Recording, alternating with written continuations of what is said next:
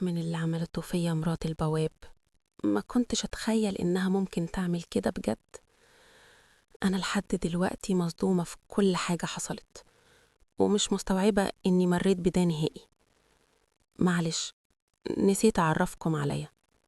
أنا نوال، دكتورة، والحمد لله إني ست ناجحة جدا.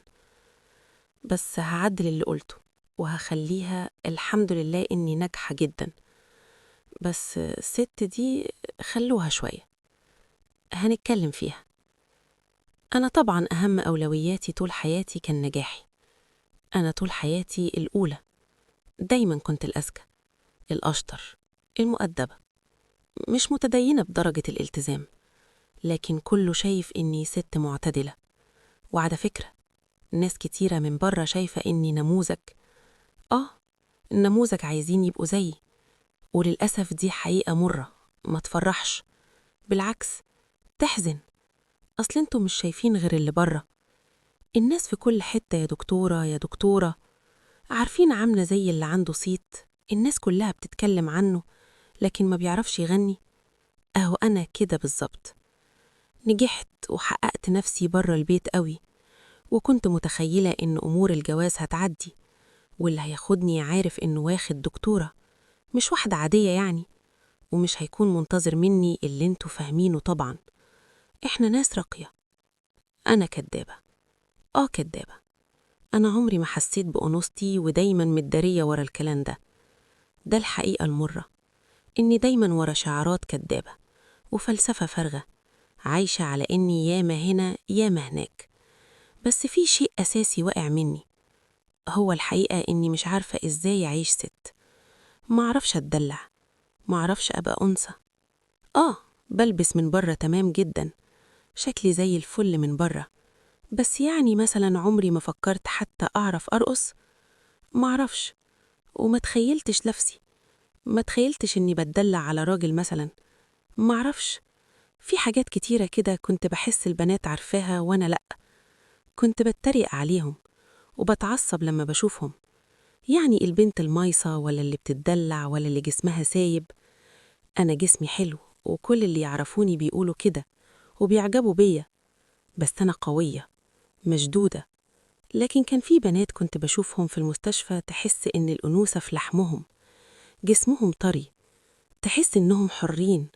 وأنا مربوطة، ناشفة، مشدودة. حتى لما اتجوزت، أولاً علاقتنا كانت روتينية وده طبيعي جداً. هو كمان دكتور، ما كناش بنتكلم في الأمر ده كتير. كنا محترمين ورقيين قوي، أو سمينا علاقة دي إنها راقية. بعد إذنك وبعد إذنك، ده طريقتنا جوه العلاقة كده. انتوا فهمتوا شكل علاقتنا كانت إزاي. سنين من الملل، وكل اللي شغلني شغلي والمستشفى تكبر وبس. ما أنا وجوزي قبل جوازنا كنا شركاء في مجمع عيادات، وكبرناه سوا، وبقى مستشفى، وبقى معانا شركاء تاني، وقدرنا نوسع شوية بشوية. وطبعا ده شغلني عن إني أكون أنثى. سوري في اللي هقوله، بس أنا عمري ما كان عندي قميص نوم. حتى ملابسي الداخلية كنت بجيب القطن العادية البسيطة خالص. ما كنتش أعرف حتى إن في أنواع تاني. وعايزة أقول لكم إنه ما كنتش بحب أشوف حاجة تانية، لأني ببساطة كنت بتكسف ألبس ده على جسمي. بحس إنه جسمي وحش على إنه يتلبس له ده. فعلشان كده ما كنتش بغير التقليدي، والتقليدي قوي كمان، علشان ما حسش نفسي وحشة.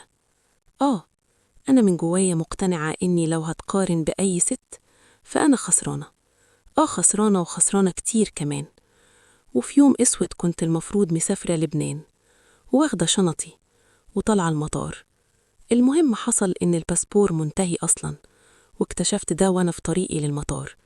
فلازم كنت أكنسل وأرجع علشان أعمل تجديد للباسبور، وده طبعا هياخد تقريبا يومين أو 3، فالمؤتمر هيكون خلص.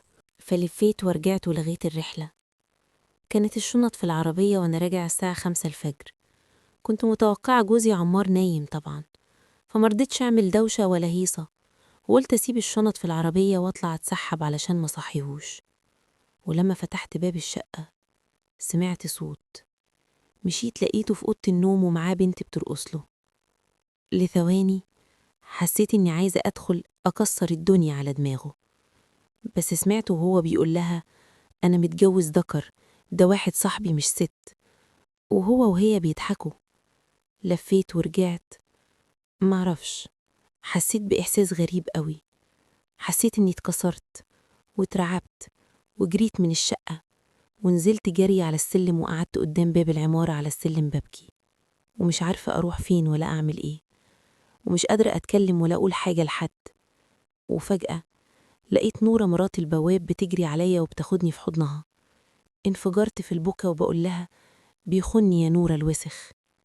قعدت تطبطب عليا، وكانت الشقة اللي في الأرض مش متأجرة، والبواب مراته اللي ماسكين تأجيرها. معرفش، لقيتها فجأة بتقولي ما ينفعش تفضلي كده حد يشوفك، وطلعت مفتاح الشقة دي ودخلتني، ودخلت معايا وقفلت الباب من غير ما حد يحس. وفضلت لحد ما نمت في حضنها وهي بتطبطب عليا بحنية شديدة جدا، وبتبوس راسي وبتقولي حقك عليا. أنا حسيت إني مع أمي، مع إنها كانت أصغر مني، وهديت بسبب وجودها. ولما صحيت الصبح كنت قاعدة على السرير وأنا مكنتش عارفة هعمل إيه. بس بعد شوية لقيتها بتتسحب وتبص عليا، ولما لقيتني صاحية دخلت وقالت لي إنها كل شوية كانت بتدخل تطمن عليا، وطلبت مني إني أفضل في الشقة دي كام يوم، محدش عارف إني ما سافرتش، وأقعد واخد وقت لحد ما أعصابي تهدي وأشوف هعمل إيه. بصراحة أنا وافقت أقعد بس لأني عمري ما كنت هلاقي أحن منها تسندني في الموقف ده. وسألتها سؤال، هو أنتي شايفاني ست؟ حطت إيديها على وشي براحة وقالت لي ست الستات كمان. كانت أول مرة أحس بلمسة دافية كده، وانفجرت في الأسئلة معاها. هو أنا ممكن أكون قصرت لأني ما كنتش برقصله، أو لأني ما بعرفش؟ كل حاجاتي تقليدية، بس عمري ما كنت أتخيل إنه من النوع ده من الرجالة. هو دايما كان مؤدب معايا. هي بصت لي وبهدوء وقالت لي بصي يا ستي، أنا مش متعلمة زيك، بس أنا بحب أستمتع بنفسي. أحب ألبس جلابية ولا طقم حلو وأقف قدام المراية وأقعد أعاكس في نفسي. أحب بعد ما أروق أقعد أقول إيه الجمال والحلاوة دي. أحب إني أبهر جوزي طول الوقت، مش علشان خايفة يسيبني، لكن علشان بحب أستمتع بنفسي. يعني بستمتع إني شاطرة وأنا عاملة له أكلة ما دقهاش عند أمه، وبحب عينيه هو هيتجنن عليا وأنا لابسة حتة قميص نوم. أنا فاهمة إنك ست دكتورة ومش زيي، بس سامحيني، إنتي ست. أنا بطلعلك الشقة وكنت بنظف، ودايما كنت عايزة أقولك إنتي مرتاحة في اللي لابساه في بيتك. يعني إنتي بره طول الوقت مشدودة ومحرصة، ومش هتقدري لا مؤاخذة تسيبي أنوثتك بحرية، لكن جوه ده بتاعك إنتي، تدلعي نفسك براحتك. فسامحيني، بس إنتي مش قصرتي معاه هو، إنتي قصرتي معاكي إنتي. إنتي حبستي نفسك في الدكتورة وما اديتيش فرصة لنفسك تشم نفسها. يا دكتورة، كل واحدة فينا لا مؤاخذة إحنا ستات، ودي ما فيهاش لا دكتورة ولا غفيرة. الست ست، وجوانا طول الوقت إننا نحس بنفسنا، وإننا حلوين، وإننا متشافين، ومفيش ست مش عايزة كده. قلت لها ساعتها عندك حق، مفيش ست مش عايزة كده، بس في ست يأست، واللي اتجرحت، واللي اتربت على إنه عيب وحرام وما ينفعش ولازم يتكبت احتياجها، واللي خايفة ومرعوبة. يا ريتها سهلة زي ما انت تتكلمي كده يا نورة. قالت لي بصوت وافق، طيب ايه رأيك الأيام اللي قاعدة معايا فيهم دول نتدلع سوا؟ ضحكت وقالت لي علشان خاطري وافقي. قلت لها ماشي يا ستي، وراحت جريت تجيب من أوضتها قميص نوم عريان يعتبر خالص، وملابس داخلية عمري في حياتي ما تخيلت إنه ده ممكن يحصل والبسها، وجابت شوية كريمات وحاجات نظافة كده شخصية ومكياج، وطبعا رفضت وقلت لها مستحيل. قعدت تتحايل عليا وتضغط عليا وتقنعني نجرب ونلعب، واستسلمت ليها وسمعت نصايحها الأنثوية اللي كنت مع كل كلمة بتقولها أقول لها بس يا بت عيب، اختشي، أنا أعمل كده؟ بس من جوايا كان نفسي أجرب وأعمل، وفي النهاية عملت كل ده. كانت أول مرة أحس إني بتنفس من سنين، كانت أول مرة أحس إني إنسانة من زمن. أنا نمت من غير منوم بقميص النوم، وكنت مرتاحة راحة ما حسيتهاش من سنين. أنا كنت بنام بمنوم من 7 سنين، وكنت يا دوبك بنام 6 ساعات بالعافية، لكن أنا نمت 16 ساعة، وحسيت جسمي بيتنفس، حسيت نفسي عايشة. كنت فرحانة بطريقة مجنونة، وكنت فرحانة إني بتكلم مع نورة في أمور بنات، وبعيد عن شغلي ودوشتي والعك ده كله. إحساسي وجسمي حلو وبيتنفس لأول مرة. مفيش شيء في الدنيا ممكن يساعدني أوصفه. بعد أسبوع قررت أطلع لعامر، بس أول ما دخلت الشقة كان هو لابس ورايح للعيادة. شديته من هدومه، هو استغرب جدا، ودخلت معاه أوضة النوم، ودي كانت أول مرة أقلع قدامه. ولبست لانجري ورقصت له رقص هو ما كانش مستوعب. كان في حالة ما شفتهاش قبل كده، وفضل يمدح فيا ويقول إني أجمل ست شافها. وفين الجمال ده كله؟ والراجل كان متجنن، وكان صادق في جنانه قوي. بس قبل ما يلمسني طلعت أجري. فضل يجري ورايا، وفضلت ألعب وهزر، وهو مش مستوعب إني أنا الدكتورة.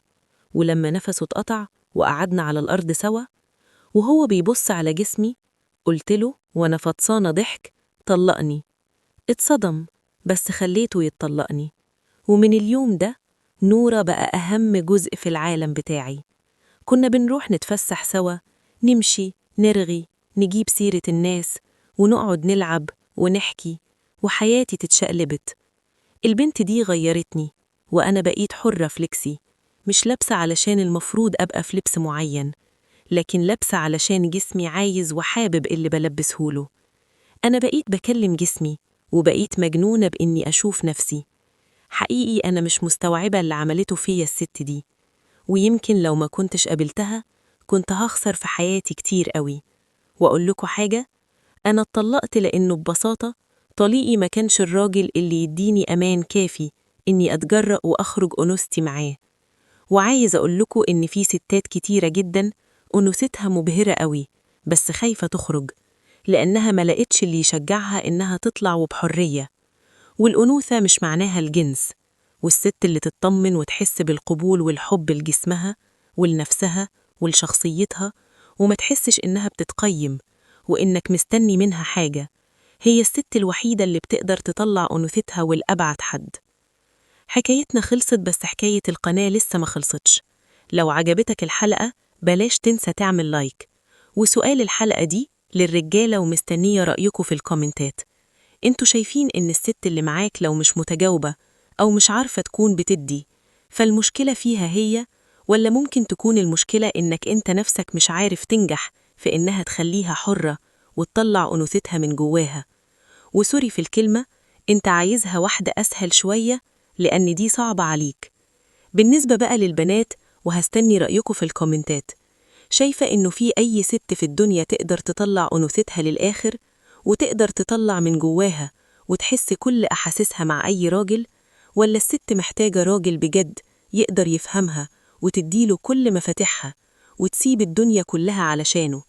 بس الشرط الأساسي إنه يقدر يفهمها ويقنعها إنه يستحق ده، وهي مش هتعز نفسها عليه. مستنياكوا في الكومنتات، وأشوفكم على خير في حلقة جديدة. سلام.